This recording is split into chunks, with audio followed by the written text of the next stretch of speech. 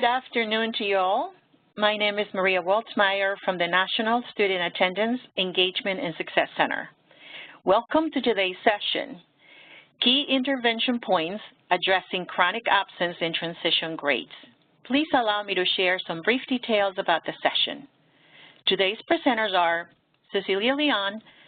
Cecilia is the Associate Director for the programs at Attendance Works, a nonprofit dedicated to improving attendance policy and practice in order to raise students' achievement.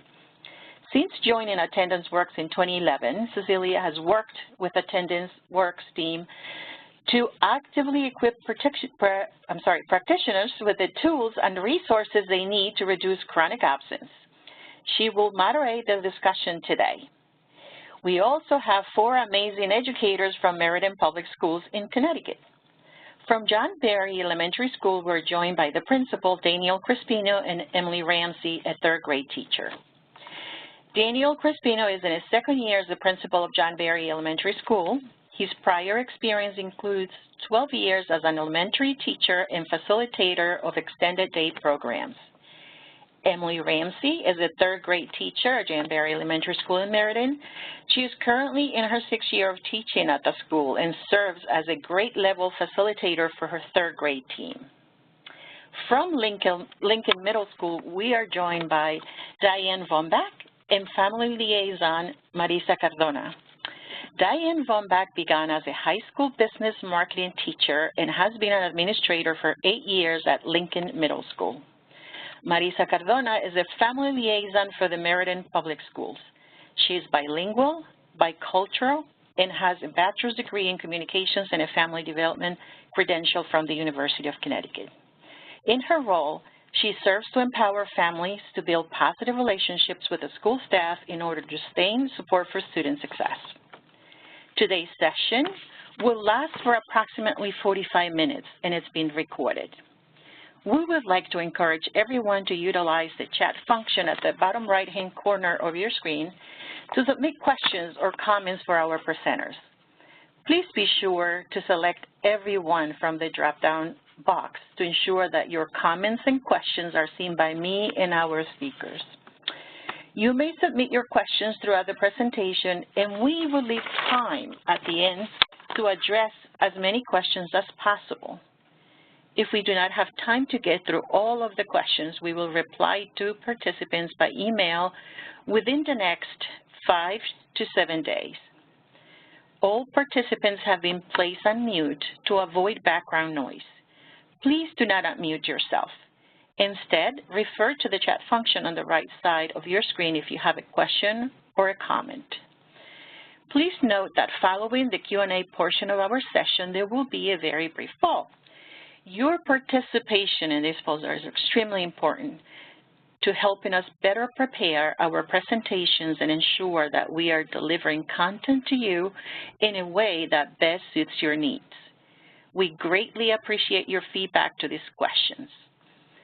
Before I hand the session over to Cecilia, I would like to remind folks of the upcoming webinars that will be held in November. More information and the link to register for this is included on the last slide of the presentation. Also, I would like to share with you the mission of the National Student Attendance, Engagement, and Success Center. The mission of the center is to disseminate evidence-based practices and build and facilitate communities of practice to help students attend every day, be engaged in school, and succeed academically, so that they will graduate from high school prepared for college, career, and civic life. Cecilia? Thank you so much, Maria, and welcome everyone to the webinar. We are really today looking at chronic absence as an early warning indicator. It is so helpful and efficient to use it. It's better for students and schools if we address absences early. So today we're looking at what it means to address chronic absence in kindergarten and other elementary grades and in the key transition grades from elementary to middle school. And as you can see from this slide, chronic absence doesn't just happen in middle school and high school, but it can be very high in kindergarten and first grade. So why look at early chronic absence? Here's some of the research. A growing number of research studies showing the negative impact on chronic absence, beginning even in pre-K, makes the case that we should be paying attention much earlier. In this Chicago study, we see the impact of each additional year of chronic absence beginning in pre-K, K, first, and second on reading skills. And as you can see, as students are missing more, there's an increasing need for remediation. In this study, similarly, from Rhode Island, we really see the negative impacts of early chronic absence in kindergarten include both lower literacy in first grade and a greater likelihood downstream in terms of retention in later grades and suspension. So this is really critical, especially in these early grades, because third grade reading is a critical milestone for students. We know that from preschool through third grade, children are learning to read, but after third grade, they need to read to learn. So getting kids in school and building that critical foundation is something we need to be doing. And our practitioners today are certainly going to give us strategies and ideas for how we can address chronic absence in the early grades. So we're going to take a brief pause for questions. Maria, do we have any questions from the audience yet?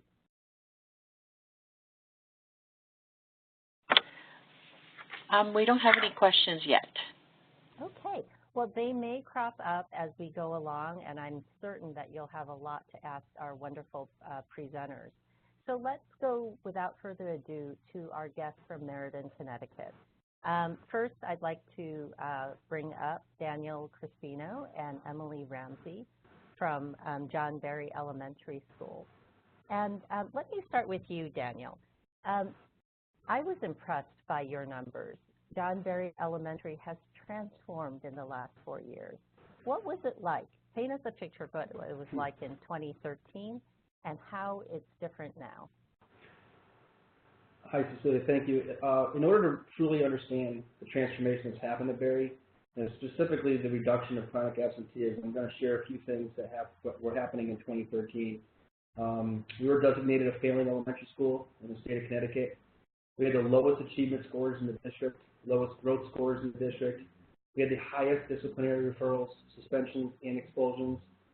We had the highest absenteeism in the district and some of the highest in the state at over 20%.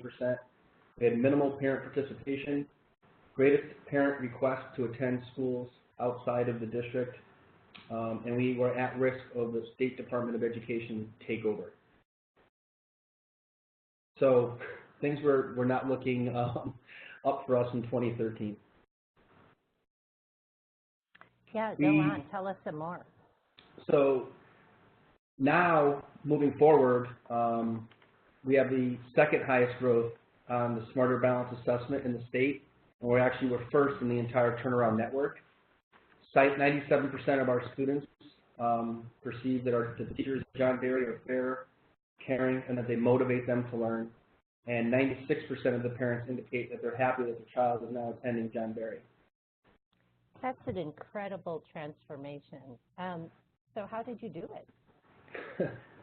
It was really a team approach. We have 2 administrators. We have 36 amazing staff members, teaching staff. Actually, of those 36, we have, I would say, about 97% of our staff is new to teaching, new to John Berry, or new to the grade that they're teaching. So we had a huge turnover. We have about 489 students. When students were leaving John Berry area, we were down to about 440. So we've seen a significant increase in those numbers. So really, it's a team approach. Teachers, administrations, the community, district support. It's been a real collective approach. Mm-hmm.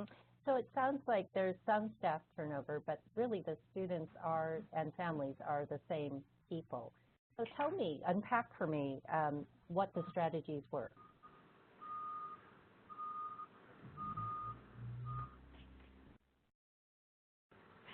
So would you like me to talk about the attendance strategies now, Cecilia? Yeah, talk about your general strategies and then what you did in terms of attendance. Sure. So we decided, really looking at reducing chronic absenteeism, prevention is paramount. We developed a tiered approach which we felt was necessary and required a team effort in order to be effective. So all stakeholders from school staff to families were involved in this process. And we aligned a lot of these strategies with our other school-based teams, such as PBIS and SRBI. We know that there's a direct link between attendance, attitude towards school, and academic performance.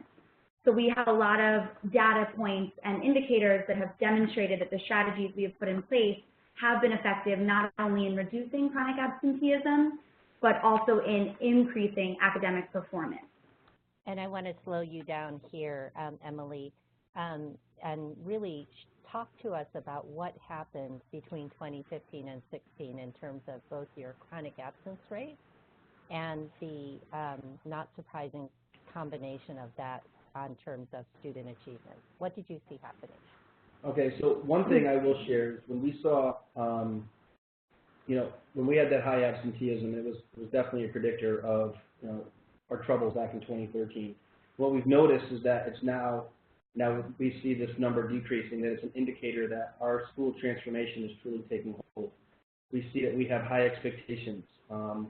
We have a climate of respect for all students and staff, that the learning is rigorous and relevant, that the environment, I mentioned the referrals before, the environment is safe and orderly, that the students feel like they belong and are connected and engaged, that we have a personalized learning environment for all students, and that we're putting appropriate interventions in place to meet all students' academic needs. And the results are amazing. I'm looking at your chronic absence rates and seeing how they have dropped overall from 21% down to 8.2%. And that's reflected also in the number of students.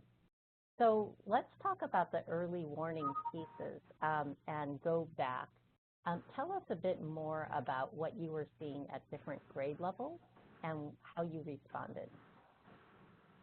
So as you'll see, we did have the highest number of chronic absenteeism coming from our kindergarten, but the reductions in chronic absenteeism have been across the board at every grade level.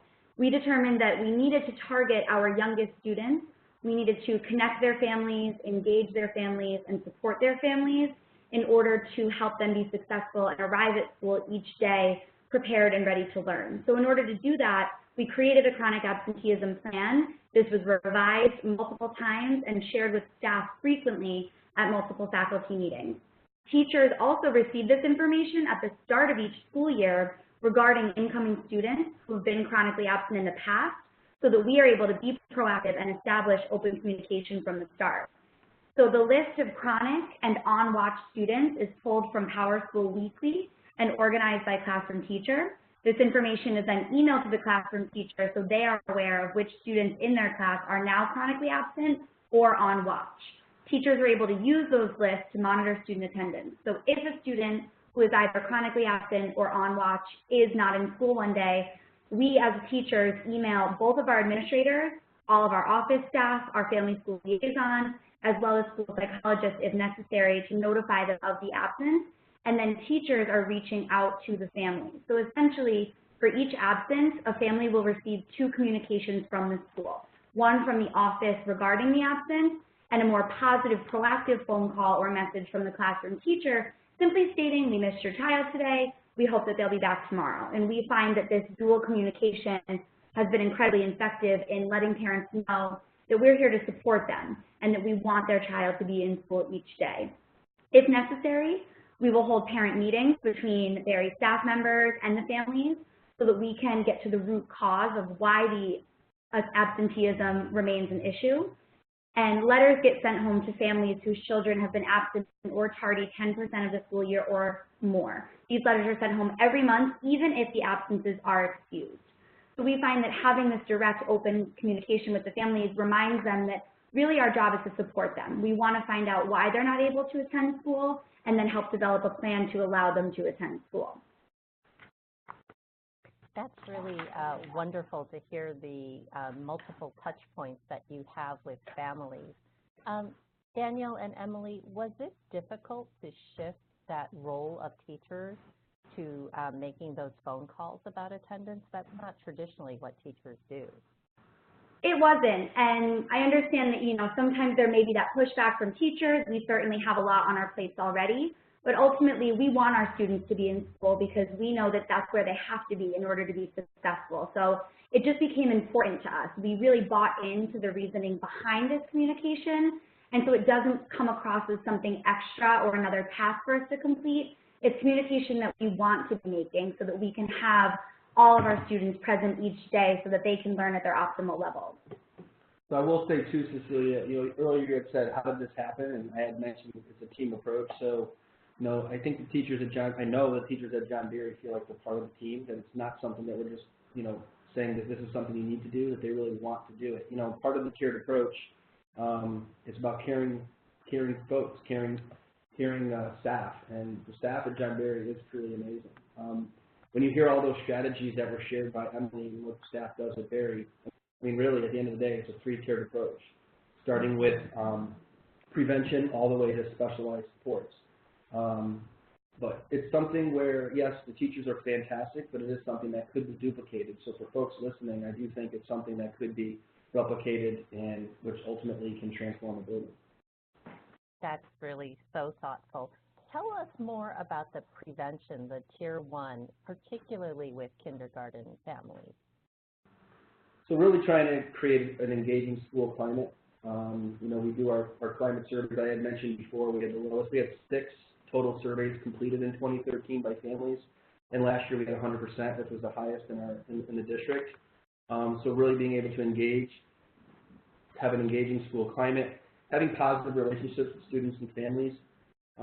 We had 2 big events recently with over 100 families that participated. Really being able to share and educate the impact of absences on achievement, just how important it is. I think some families with kindergarten, just how vital it is to start off on the right foot and make sure you are in school in kindergarten, and that it's not okay to be absent, and that it's monitored. So that whole support and accountability piece, really supporting the teachers, supporting the building, and supporting the families to make sure kids are there, but really at the same time having a level of accountability. So that's through the monitoring. Also recognizing, good or improving attendance, and then really, working with our FSLs and understanding what some barriers are to attendance. Not just judging why families are not there, why kids aren't in school, but really thinking and collectively collaborating on what are some barriers and what are we going to do to address this so that we can get as many kids in school as possible. That's really fantastic. And this is a question maybe for Emily. When you do that outreach and have those conversations with families, what's the reaction when they learn that missing just 2 days a month can put their student behind? Do they know this already? Not in all cases, no, they don't. And I think it's really powerful when they realize the impact that even a single day can have. And we do a lot at John Berry of making sure our parents understand what a day in their child's life looks like and how much learning is truly occurring in a single day. And so then they have a better understanding of what that means for their child. And what I've noticed as I reach out to families for students who are absent is in many cases, because they've gotten used to this prevention approach that we have at John Berry, by the time they're in 3rd grade, more often than not, I don't even have to reach out because the families are reaching out to me first. They will let me know the day before their child is going to be absent and give me that heads up that their student will not be in school the next day. And we find that prior to putting this plan in place, we were responding. We were waiting for a child to be absent and then reaching out to the family to find out why. And more often than not now, the family actually is reaching out to us, letting us know that their child will be absent the next day. They let the teacher know, they let the office know, they send in a note or a doctor's note, and we realize that this commitment to attendance is becoming really internalized for many of our families. That's amazing. And so in a way, you're really reaping the benefits as you do this year after year of being proactive. Absolutely. Super. Well, I want to ask you a last question. Really, what has been the impact of all these early interventions? You've sort of begun answering this, but tell us qualitatively, quantitatively, what's been the impact on your school? So I will share just a couple things. You know, it was an earlier slide, but there are 1,022 schools in the state of Connecticut, elementary schools, and only 94 of them showed a 5-point or more increase on the state accountability system, and John Berry was 13.2. And in 2013, we're not talking 10 years ago, we're talking about 4 years ago, John Berry was going to be taken over by the state of Connecticut. And to basically beat the state averages in 6 out of 8 categories in grades 4 and 5 on the most recent SBAC, says that, you know, I had mentioned earlier, it's an indicator. It's an indicator that the transformation is taking hold, that the school is not, you know, it wasn't 1 year, that it's a systemic change, that it's felt by the entire building, staff, community, and that the attendance is truly, it could be a predictor of, unfortunately, in 2013, things were not going well, and now it's an indicator that Berry has transformed. That's wonderful, and thank you so much for sharing some of your strategies. So folks in the audience, we realize that some of you are having trouble with your browsers in terms of viewing the slides. We apologize, and we will fix that when we post the slides after the webinar so it can be more legible.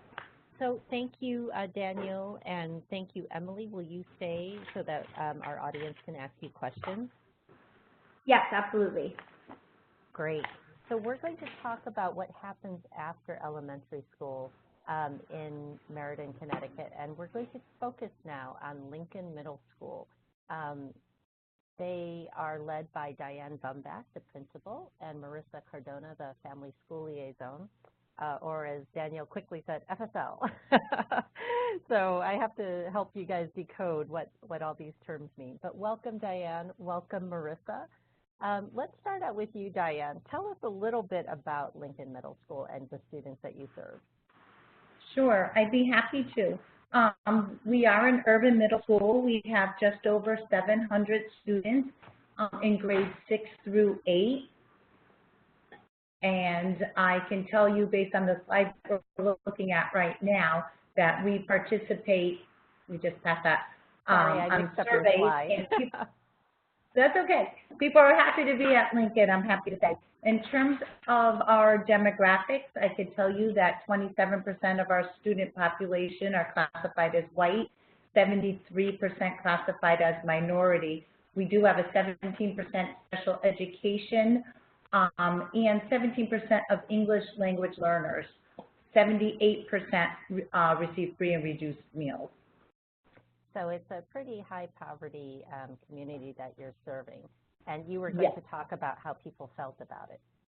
Oh, you know, we participate in district and school-wide surveys. We survey students, staff, and families. And at the most recent survey, we looked at the data, and 96% of our students perceive our teachers as fair, caring, and they motivate them to learn. Additionally, 98% of our parents indicate they are happy that their child attends Lincoln Middle School. Those are amazing numbers.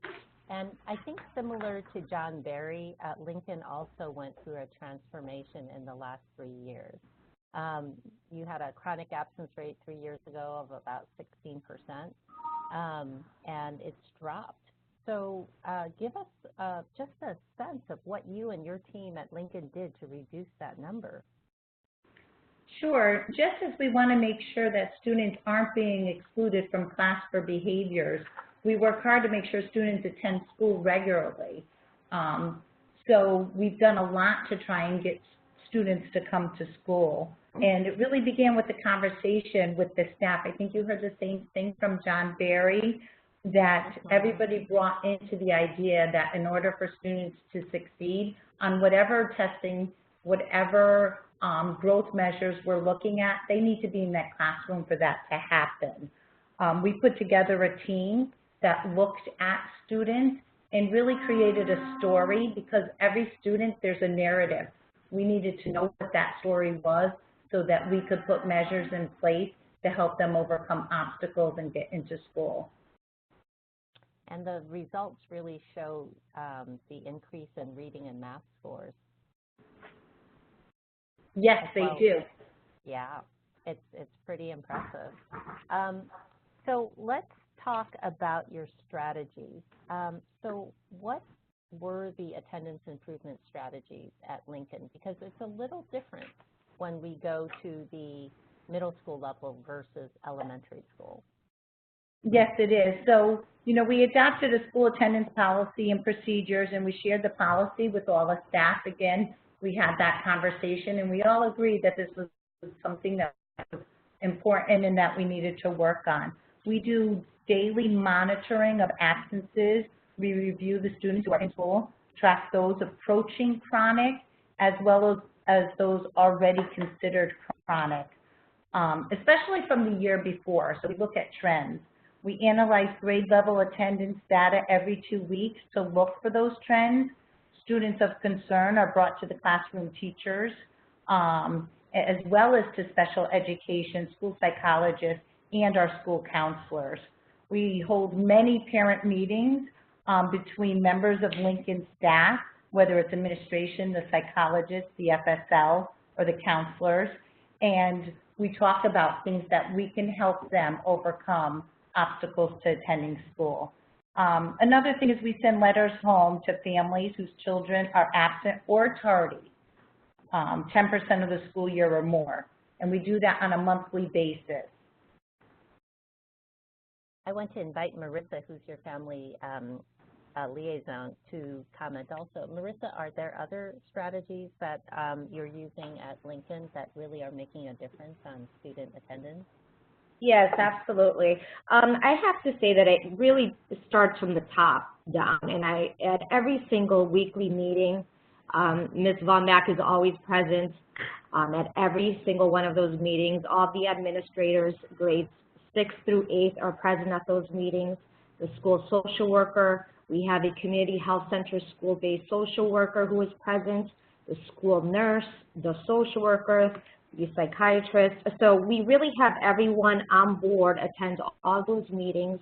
We get information from Decision Ed, from Power School, on some of the challenges that took place in 5th grade so that we can better prepare ourselves on how to best coordinate services in school or within the community.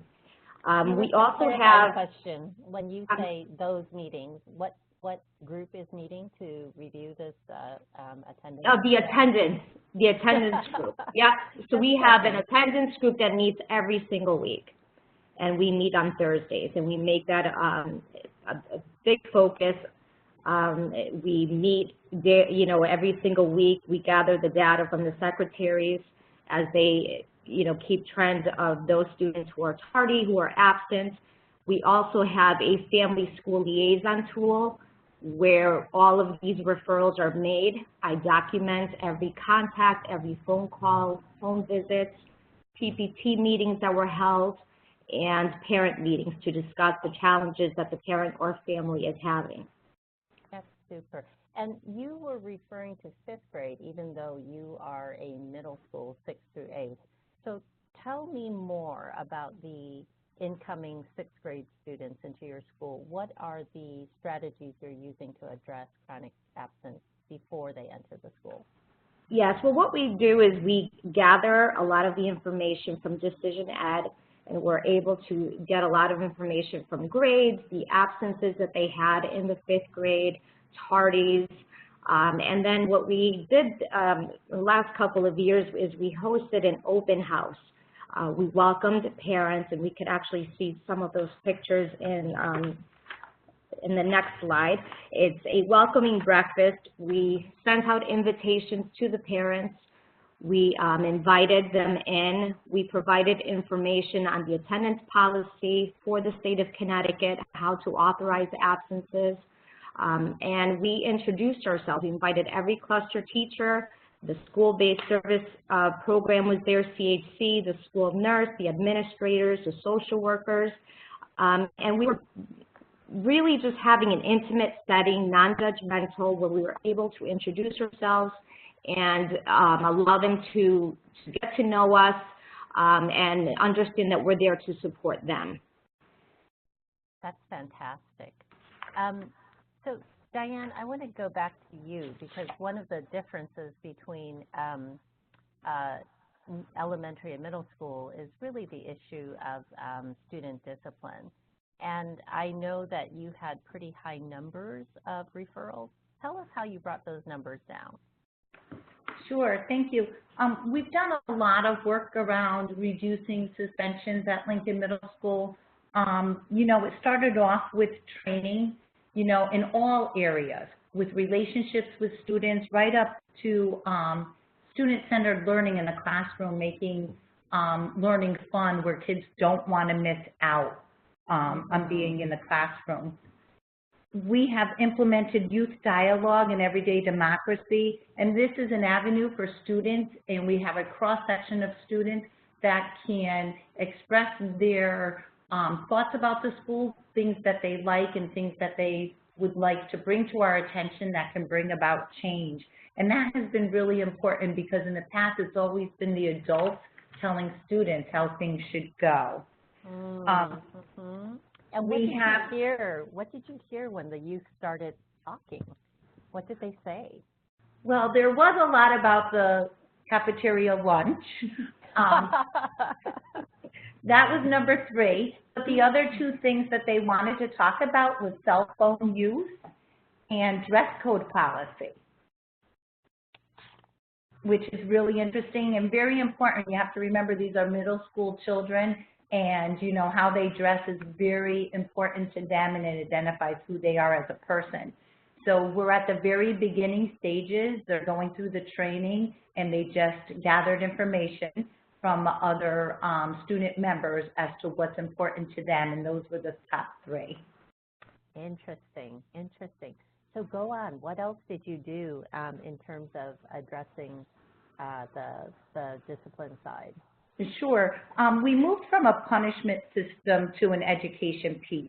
You know, we brought in a climate support specialist, which has been fabulous, where he really sits down and gets to know the students and has the time to meet with them and discuss their needs and concerns. He works on behavior management and proactive strategies to resolve conflict. At the same time, we've really had a big emphasis within the district on restorative practices, and that has really taken off at Lincoln.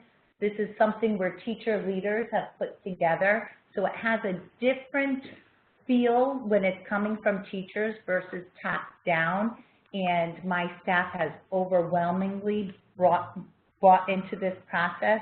I will tell you, relationship building has been fabulous. I've gone from having referrals placed on my desk to teachers coming to me saying, please do not suspend this student. I want to work with them, but I really need them in class. Wow, that's a transformation. Yeah, it is. It's a complete shift in their way of thinking, and it's organic and natural now. That's really great. Melissa, anything you would like to add about the strategies that you're using on the discipline side? Sure. I would just like to add is that having the student voice on attendance was an important component. We do know that the student voice on attendance makes a powerful impact, and we work hard to involve the students at our school. At our middle school in September, we start with an advisory lesson on the importance of attendance and provide an overview of the Connecticut State Attendance Law. Students color in the Attend Today, Achieve Tomorrow poster in honor of Attendance Awareness Month. And in one of the slides, you can see a student who actually designed a Be On Time, Just Do It artwork. Nike, he created a Nike sneaker with a watch on it. He worked on it independently for 3 hours at the school. So just allowing the students to have that voice makes it very powerful, and it spreads the message throughout the entire school. In the middle picture, there's also an A+. It's actually titled at the top, Student Voice on Attendance. We have students color in the Achieve Today, Attend Today, Achieve Tomorrow posters. That was created and implemented through the guidance counselors and the advisory team.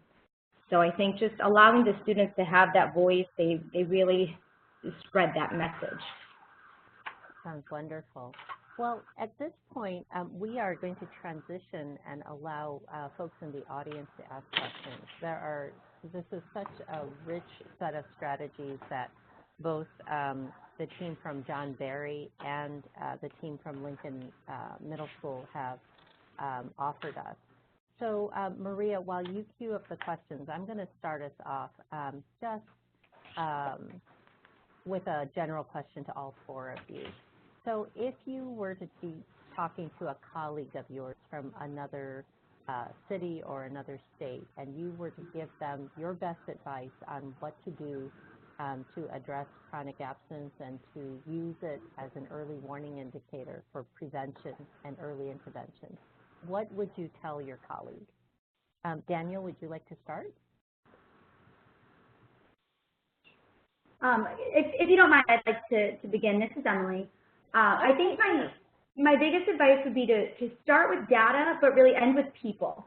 So you really have to look at your numbers, crunch those numbers, understand what the problem is you're facing and the depth of that problem. But then at the end of the day, remind yourself that these are not numbers. They are students, they are families, they have issues, they have barriers, and it's our job to be their partner in overcoming those barriers, not to be judging them for those barriers. So we have to look at the numbers because they give us a place to start, but really ultimately we have to end with people. And our strategies and our decisions have to always keep that in mind. Oh, I agree also in connectivity, connecting with the community, with providers. I think that's very powerful. And I would also say praising those who are in attendance. I know at Lincoln Middle School, we implemented the Look Who Popped In incentive. At the end of each quarter, we praise students who have achieved positive attendance with movie theater popcorn. So we coordinated that with holiday cinemas. So that's been a great incentive. And we also have conversations with our chronic attendance students and implemented the Take a Slice Out of Absenteeism incentive, coordinated that with a pizza shop in Meriden, Broad Street Pizza.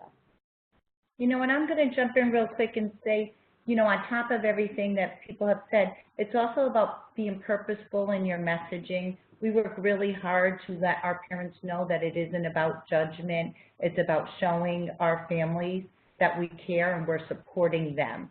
So it's about implementing innovative ideas and strategies to help the families overcome whatever they're facing so that they can get their child to school. I love these answers. What a mind shift, what a change in the approach and relationship. Maria, do we have questions from the audience? As we move to a question from the audience, I would like to remind everyone to please remain online following the Q&A session to take part in our feedback poll. Here's the question, and it is directed for Lincoln Middle School. One of the issues at a middle or high school is limited opportunities for teachers to connect around attendance, noticing when one student is missing certain classes. How does Lincoln Middle School address this challenge? Yes. Hi, this is Diane Von Beck, the principal. So what we do is we do have grade level prep periods. So we often use that time so that teachers can come together and discuss students who are absent and meet with parents around that. Great. I don't know if that answers your question. Thank you so much. The second question is, it's going for Emily Ramsey. You teach third grade, which is that critical year in when students either hit the milestone of reading proficiently or they don't. Have you seen any impact on your students of earlier interventions in reducing chronic absences in K, first, second, or PBIS? What does it look like in your classroom? Thank you. So yes, I absolutely have seen a big impact on this prevention approach and on these strategies in the earlier grades. Number one is that students have to be in class to learn. So if they're not physically in the room, they're not learning. But then it has to go beyond that. So once the students are in the room, that's where the PBIS comes in. That's where the relationship building comes in.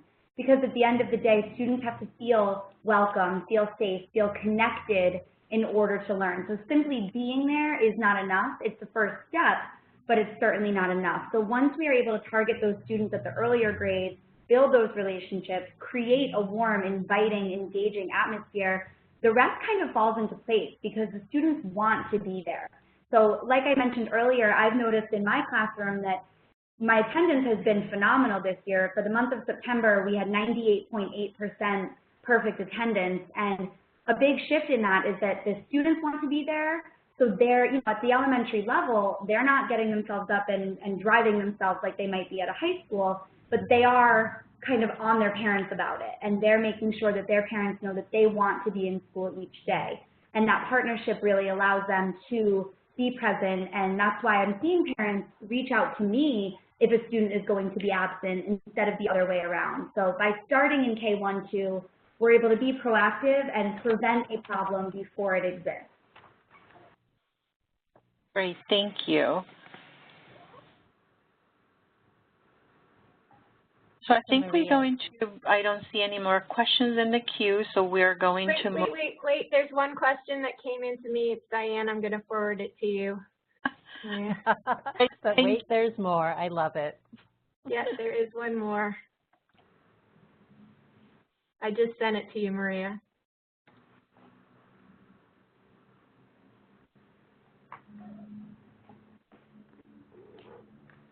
All right, Diana, can you just read it? I don't have it. Okay. So, does Lincoln Middle School have a process in place for students who have become truant and efforts to connect with the family and community resources are not working? Is there a specific community partner that you make a referral to work with the family? And this is from Carrie Sullivan. Yes, hi. So we do have a process in place. So, we work through our FFLs to go out to the home when things are becoming where the students aren't coming to school and they're truant. Additionally, we do have health-based services inside my school, both emotional support and medical support.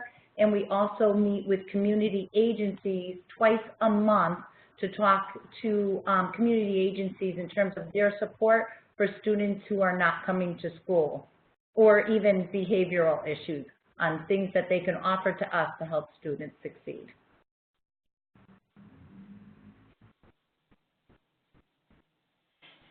All right, Diane, do you see anything else? No, that was it. Thank you so much. So at this time, we would like to encourage everyone to participate in a few polling questions related to the session. Your responses are completely anonymous, so please answer honestly and help us find ways to improve our approach and content offerings for the future. We sincerely appreciate your feedback.